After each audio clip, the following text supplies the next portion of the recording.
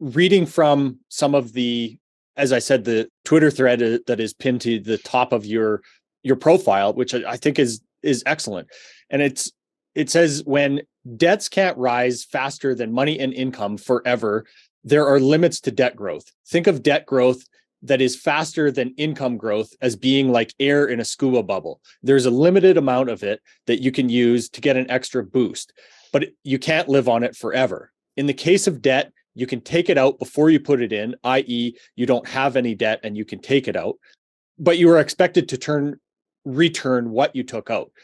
And it continues a little later. When debt can no longer be raised relative to incomes and the time of paying back comes, the process works in reverse. It is that dynamic that creates long-term debt cycles. These long-term debt cycles have existed for as long as there has been credit. Even the Old Testament described the need to wipe out debt once every 50 years, which was called the year of the Jubilee. So what would a debt Jubilee look like?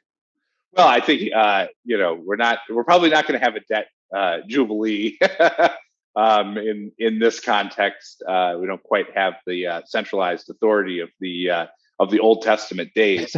But I do think what that highlights is the overall dynamic, which is,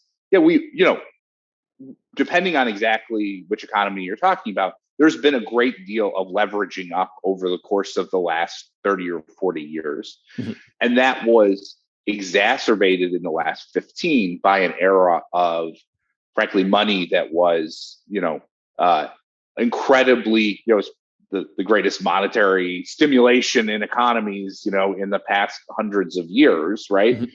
And so you had the circumstance where basically the debt cycle was, we sort of, let's say in the US context, reached the peak of our debt cycle from the private sector's perspective in 2008, right? With the housing crisis, et cetera. That then created a circumstance where, borrowers could no longer take on a whole bunch of debt relative to their incomes. And what did that mean? Well, the US had 15 years of stagnant growth as a function of that, very low real growth.